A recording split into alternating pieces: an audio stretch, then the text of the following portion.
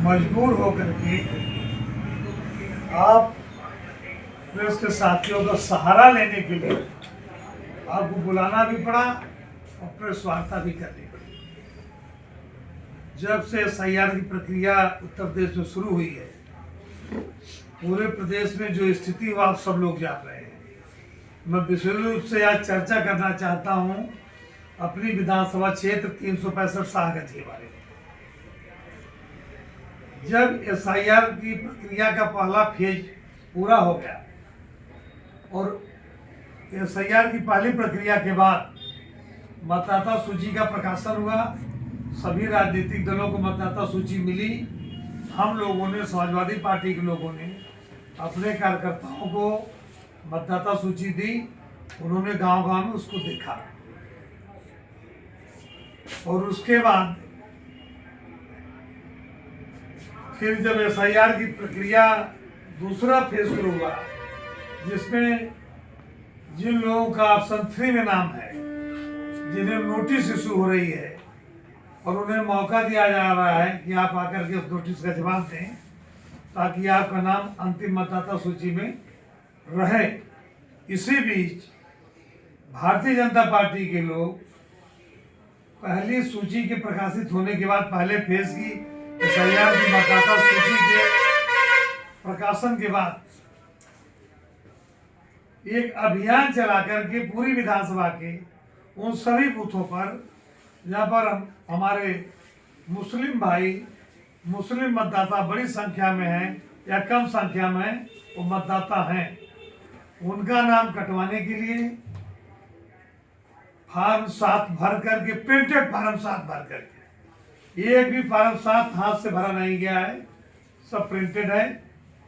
Bharatiya Janata party की उनकी बाकायदे कार्यालय से उनके पेन ड्राइव आई है, विधानसभा वाइज उनके कार्यकर्ता, जिम्मेदार लोग, उनके नेता उस पेन ड्राइव से लेकर के फॉर्म 7 में उसको प्रिंट करा करके अनाप शनाप नामों से, जिन नामों के बारे में कोई जानता नहीं, जिन नामों को गांव में कोई लोग नहीं जानते, जिनसे कोई मतलब नहीं है, जिन्हें उस बात की जानकारी नहीं कि हमने फॉर्म 7 किसी के खिलाफ दिया है, और कहीं कहीं तो बिना दस्तखत किए ये लोग पूरे विधानसभा के अंदर BLO के पास जा रहे हैं और उन्हें लालच दे रहे हैं, लोभ दे रहे हैं।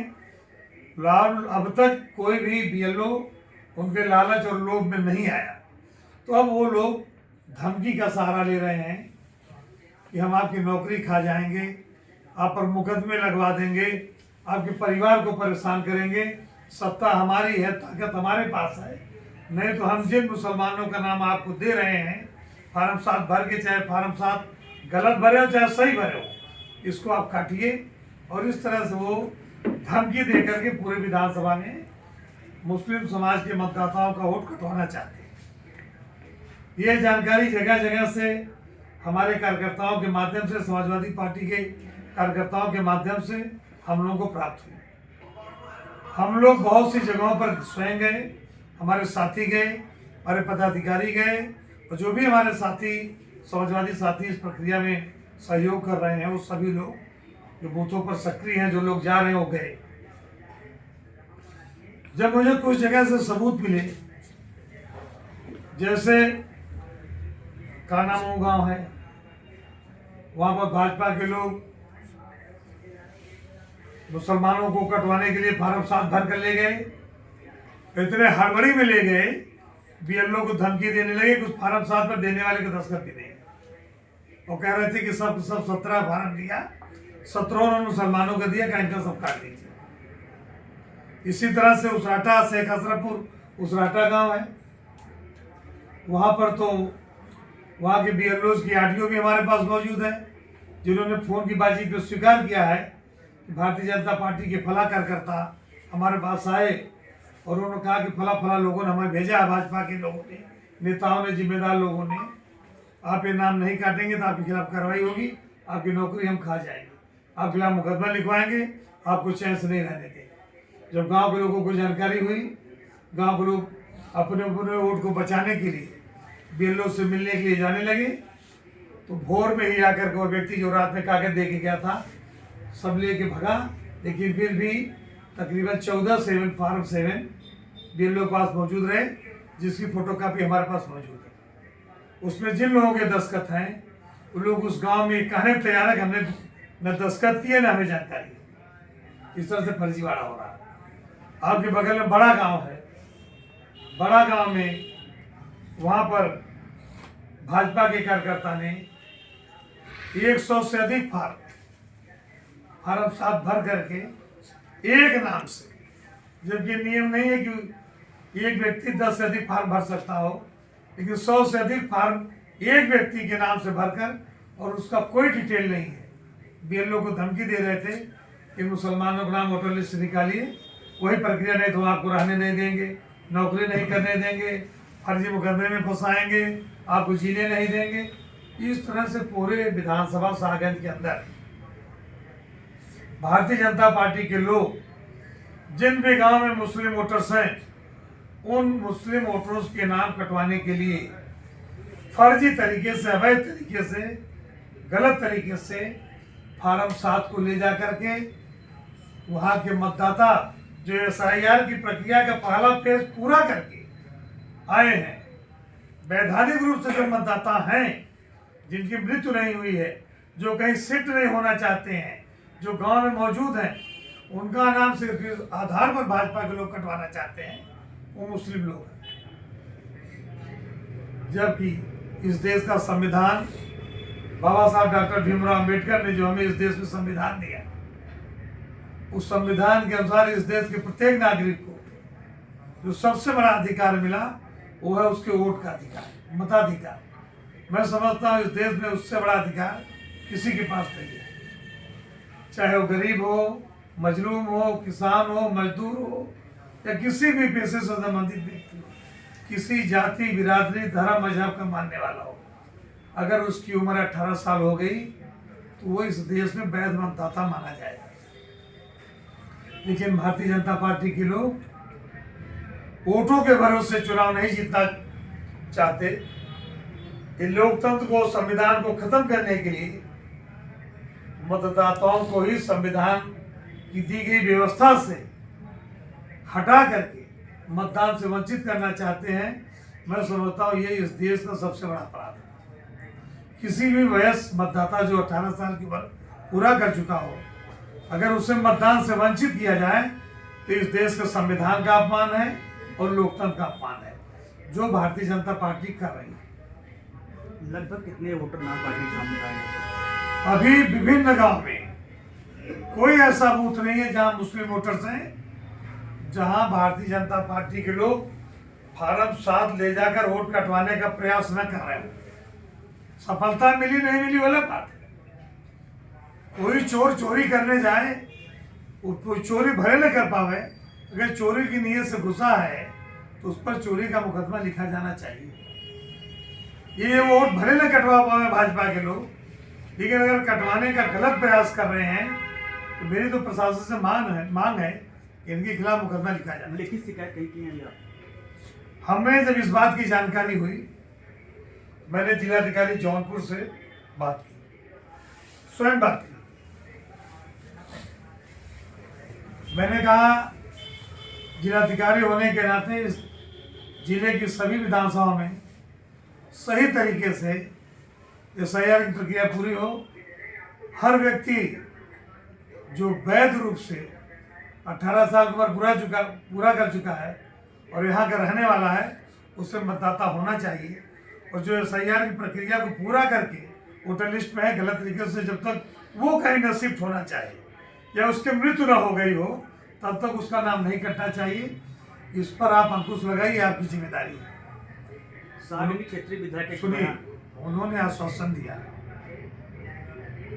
कि मैं SDM से बात कर रहा हूँ, आप SDM से बात कर लें और कहीं भी कुछ गलत नहीं होगा। उनसे बातचीत करने के बाद मैं SDM से बात किया, SDM सागंज से। फिर SDM सागंज से मैं जाकर मिला। SDM साहब को मैंने पूरी बात बताई, विस्तार से पूरी बात बताई। जो बातें हम आपसे साझा कर रहे हैं, यही नहीं तमाम ऐसे गांव हैं। सेठुआ पारा एक गांव है, बद्दोपुर के उसमें मतदाता हैं, उनका नाम काटने के लिए फार्म 7 दिया गया। और जो व्यक्ति फार्म 7 लेकर गया था, जब BLO उससे फार्म 7 उससे जबरदस्ती दस्तखत करा के रिसीव करा के ले जाया गया। जब उस व्यक्ति ने कहा कि आपने फार्म 7, उस BLO के बेटे ने उससे कहा फार्म 7 जो ले गए रिसीव करा के गलत तरीके से आपने काम किया, तो वो अपना नाम बता रहा, मैं फला हूँ, मेरा ये नंबर है, तुम्हारा SDM तो कोई कुछ नहीं बिगाड़ सकता, कोई तुमसे कहा तो मुझसे बात कराना। इतने सत्ता के गुरु में BJP के लोग बोल रहे। मेरी आप सभी लोगों से निवेदन है, प्रेस के साथियों से भी निवेदन है कि इस बात को आप जन जन तक पहुंचाएं कि कहीं भी जाति, धर्म या मजहब के आधार पर किसी को मतदान से वंचित न किया जाए, नहीं तो इस देश का संविधान का अपमान होगा। और SDM को मैंने सारी बातें बताई, उन्होंने मुझसे कहा मैं सुपरवाइजर्स की बैठक बुला रहा हूँ और लोगों की बैठक बुला रहा हूँ और मैं इस बात की हिदायत दूंगा। और उन्होंने मुझे जो बताया, उन्होंने कहा कि एक व्यक्ति जो उसी विधानसभा के निवासी हो, अपने नाम से उस विधानसभा के अंदर 10 फार्म 7 अगर कहीं कोई गलत है तो जमा कर सकता है, लेकिन जो गलत है, जिसके खिलाफ शिकायत है, उसका पूरा डिटेल लिखा जाएगा और शिकायतकर्ता का भी पूरा डिटेल लिखा जाएगा। जिसके खिलाफ शिकायत है उसका पूरा डिटेल्स लिखा जाएगा और जो शिकायत करता होगा उसका भी डिटेल्स लिखा जाएगा। और जब BLO सुपरवाइजर जांच के लिए जाएंगे तो पहले शिकायतकर्ता को बुलाएंगे और पहले तो फार्म को देखेंगे कि फार्म निर्धारित प्रक्रिया को पूरा करता है कि नहीं करता है। अगर फार्म 7 वैधानिक तरीके से भरा गया है तब उस पर विचार हो, तब उस पर जांच हो। तो जांच जब हो तो पहले शिकायतकर्ता को बुलाया जाए, उससे पूछा जाएगा आपने जो शिकायत की है इसका आधार क्या, आधार दीजिए। और फिर अगर वो आधार देते हैं तो जिसके खिलाफ जांच हो रही उसको बुलाया जाए। मैंने अधिकारियों से मांग की, जब आप लोगों के पास राजनीतिक दलों के BLAs की सूची आपके हर बूथ की मौजूद है, आपने हम लोगों से विभिन्न राजनीतिक दलों के जो BLA हैं बूथ वाइज उनकी सूची आपके पास मौजूद है, तो जब आपका BLO और जब आपका सुपरवाइजर गांव में जांच करने जाए तो आप सभी राजनीतिक दलों के BLA को भी बुलाइए, शिकायतकर्ता जो उसको बुलाइए, जिसके खिलाफ शिकायत उसको बुलाइए, तो राजनीतिक दलों के BLA को भी बुलाइए। और सबके सामने इस बात की जांच होनी चाहिए कि क्या शिकायतकर्ता जो शिकायत किया ये सही है।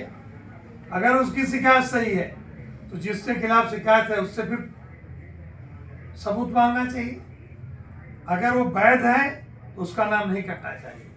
गलत तरीके से है तो दो ही तरीका गलत नाम कटने का रह गया, एक या उसकी SIR की पहली प्रक्रिया के बाद मृत्यु हो गई हो, या वो व्यक्ति स्वयं कहीं शिफ्टेड होना चाहता हो। और मुझे नहीं लगता कोई तीसरा कारण हो सकता है नाम हटाने का। लेकिन वहीं ये भी मेरी मांग है, अगर किसी ने गलत तरीके से शिकायत की है, गुमराह करने का काम किया है, गलत तथ्य प्रस्तुत करके किसी को मतदान से वंचित करना चाहता है, तो उसके खिलाफ समुचित धाराओं में FIR होनी चाहिए। इतने फॉर्म दिए जाने के बावजूद भी अभी तक प्रशासन द्वारा किसी के खिलाफ FIR नहीं कराई गई है, किसी के खिलाफ FIR नहीं कराई गई। कल जमौली गांव में इसी विधानसभा के काले रंग की स्कॉर्पियो से कुछ लोग पहुंचे, वहां के BLO को धमकी देने लगे कि आपको नाम कटना पड़ेगा। आखिर क्या कारण है कि हर जगह से भारतीय जनता पार्टी का ही नाम आ रहा है, और क्या कारण है कि सब के सब जो फार्म 7 भर के नाम काटने के लिए दिए जा रहे हैं सब के सब एक धर्म मुस्लिम समुदाय से संबंधित लोग हैं। आखिर कारण क्या SIR की प्रक्रिया के पहले फेज के बाद सिर्फ एक समुदाय के लोगों की मृत्यु हुई है, दूसरे धर्मों के लोगों की मृत्यु नहीं हुई होगी? ये भारतीय जनता पार्टी की एक साजिश है और उस साजिश के साथ बीएलओ को धमकी दे करके, बीएलओ को डरवा करके, उन्हें गुमराह करके और अधिकारियों पर दबाव बना करके ये बड़ी संख्या में इस प्रदेश से मुसलमानों का नाम कटवाना चाहते हैं। और इसलिए इस बात की मांग हमने जिलाधिकारी से भी की, एसडीएम से स्वयं बात की, डीएम से बात की और उन्होंने भी आश्वासन दिया कि कहीं से भी कोई गलत नहीं होने पाएगा। अभी तक चूंकि कितने नाम कटे हैं इसका डिटेल्स अभी हम लोग उपलब्ध नहीं कराया गया, इसलिए अभी हमें इसकी जानकारी नहीं है। अभी आप किसी नगर पालिका में बूथ संख्या 258 है, 58 या 59 है, 258 या 259 है, वहाँ एक भाजपा के कार्यकर्ता बीएलओ पर दबाव बना रहे थे कि 200 लोग ये नाम काट दीजिए। आखिर कारण क्या है? और प्रशासन आज तक भी एक भी एफआईआर नहीं दर्ज करा पाया। इसी से हमें शक होता है। आखिर लगातार हमारे नेता समाजवादी पार्टी के राष्ट्रीय अध्यक्ष माननीय अखिलेश यादव जी की लगातार रोज इस पर प्रेस बयान, सोशल मीडिया के जरिए, ट्वीट के जरिए लगातार पूरे प्रदेश के कार्यकर्ताओं से वो संपर्क बनाए हुए हैं। अधिकारियों को सचेत भी कर रहे हैं कि आप नियमानुसार कार्रवाई करिए। उन्होंने तो माननीय सर्वोच्च न्यायालय, उच्च न्यायालय तक से आग्रह किया कि आप इसको स्वयं संज्ञान में लीजिए। और बड़े दुर्भाग्य की बात है, आज़ाद हिंदुस्तान में आज़ादी के बाद पहली बार किसी मौजूदा मुख्यमंत्री को एसआईआर प्रक्रिया सही तरीके से हो, इसके लिए सुप्रीम कोर्ट में स्वयं खड़ा होना पड़ेगा। पश्चिम बंगाल की माननीय मुख्यमंत्री जी, ये यदि सब कुछ ठीक ठाक रहता तो एक मुख्यमंत्री को अपने प्रदेश की जनता की हक अधिकार के लिए सर्वोच्च न्यायालय, माननीय सर्वोच्च न्यायालय में एक वकील के रूप में खड़ा होने की जरूरत नहीं पड़ती। मेरी आपके प्रेस के मीडिया के लोगों से भी मांग है, सभी साथियों से मांग है। मैंने तो उदाहरण के कुछ गांव आपको सिर्फ दिए हैं, कोई ऐसा गांव नहीं। रानीमऊ में इस तरह से दिया जा रहा था, कहीं वो दे करके सफल हो गए, कहीं बीएलओ नहीं ले रहे तो लेके भाग जा रहे हैं, कहीं धमकी दे रहे हैं, कहीं नौकरी से निकालने का प्रयास कर रहे हैं। अब तक जितने भी फार्म 7 दिए जा रहे हैं सब मुसलमानों का नाम काटने के लिए दिए जा रहे हैं, सारे के सारे। ये बात मैंने जिलाधिकारी की भी संज्ञान में लाई है, यहाँ साहगंज के उप जिलाधिकारी महोदय की भी संज्ञान में है। जिलाधिकारी महोदय ने भी आश्वासन दिया है, उप जिलाधिकारी महोदय ने भी आश्वासन दिया है। लेकिन मैं आप मीडिया के साथियों से अनुरोध करना चाहता हूँ, जो 4 स्तंभों में एक स्तंभ आप भी हैं, मेरा आपसे अनुरोध है, जैसे हम न्यायपालिका से अनुरोध कर रहे हैं, कार्यपालिका से कर रहे हैं, वैसे हम आपसे भी कर रहे हैं। लोकतंत्र को बचाने के लिए, संविधान को बचाने के लिए आप भी इसमें हमारा सहयोग करें। कहीं भी गलत तरीके से धर्म मजहब के आधार पर, जाति के आधार पर, भाषा के आधार पर किसी का नाम मतदाता सूची से नहीं काटा जाना चाहिए। मंत्री जी, आखिरी सवाल है। विधायक रमेश सिंह से सवाल किया गया काटने को लेकर, उन्होंने कहा विपक्ष घबराया हुआ है, अनाप-शनाप बयान दे रहा है। विपक्ष घबराया हुआ नहीं है, विपक्ष इस देश की संविधान की रक्षा करने के लिए तत्पर है। हम इस देश के संविधान को बचाने के लिए जो बाबा साहब डॉक्टर भीमराव अंबेडकर ने हमें दिया है, इस देश को दिया है, और इस देश को लोकतंत्र को बचाने के लिए जितनी भी लड़ाइयाँ लड़नी होगी लोकतांत्रिक तरीके से, वो इस देश का विपक्ष उत्तर प्रदेश में तो कम से कम माननीय अखिलेश यादव जी के नेतृत्व में लड़ेगा और भारतीय जनता पार्टी के मंसूबों को हम सफल नहीं होने देंगे। अगर विपक्ष घबराया हुआ है तो हम पूछना चाहते हैं, माननीय विधायक जी के वर्ग का तो एक भी नाम क्यों नहीं है? उनके समाज का एक भी नाम क्यों नहीं इसमें? क्यों सारे के सारे सब मुस्लिम समाज के नाम ही फार्म 7 में भरकर काटने के लिए दिए जा रहे हैं? ये मेरा सवाल भारतीय जनता पार्टी से है, और जिनका भी आप नाम ले रहे हो सभी लोगों से, उत्तर प्रदेश की सरकार से, चुनाव आयोग से, प्रेस से है, अधिकारियों से है, माननीय न्यायालय से भी। कि आप सब लोग इसमें सहयोग करें, मदद करें। माननीय न्यायालय से भी हम आग्रह करेंगे कि आप सर्वोच्च है, आप भी मदद करें, सहयोग करें। संविधान को बचाने की आपकी भी जिम्मेदारी है, और अब आप पत्रकार साथियों, संविधान को बचाने की आपकी भी जिम्मेदारी है। मैं आपसे अनुरोध करना चाहता हूँ, जो एक बाढ़ आ गई है भारतीय जनता पार्टी के लोग, आखिर कारण क्या है?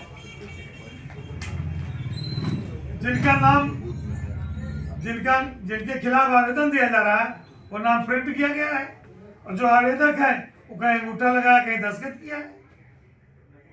इसका मतलब एक जगह से पूरे विधानसभा के फार्म 7 एक जगह से कहीं भरे जा रहे हैं। एक जगह से भर करके भारतीय जनता पार्टी अपने कार्यकर्ताओं के माध्यम से बीएलओ को दे रही है। आज तक अभी भी एक जो फार्म 7 की प्रक्रिया, उस प्रक्रिया के तहत इन लोगों ने एक भी फार्म 7 विधानसभा सागंज के अंदर काटने के लिए नहीं दिया है।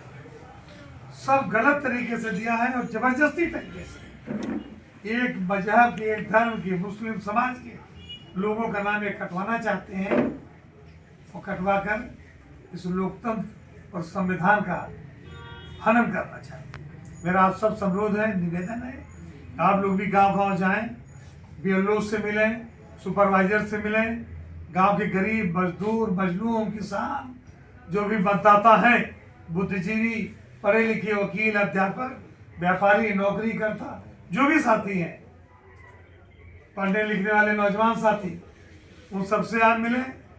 आप सबको सजग करें और इसमें सहयोग करें कि पारदर्शी तरीके से, सही तरीके से एसआईआर की प्रक्रिया पूरी हो, और जो भी व्यक्ति अपने जिस गांव का निवासी है, अपने जिस कस्बे का निवासी है, अपने जिस बूथ का निवासी है, अगर वो 18 साल की उम्र पूरा कर चुका हो, हिंदुस्तान में और कहीं वो मतदाता न हो, उसे मतदाता बनने से न रोका जाए।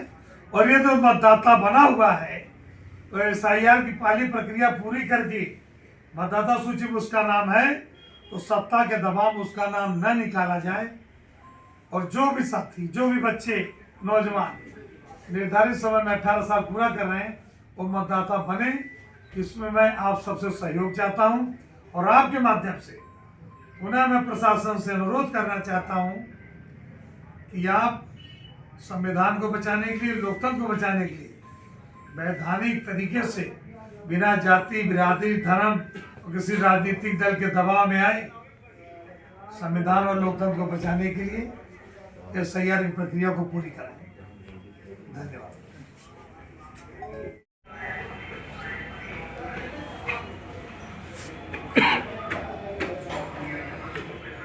आइए।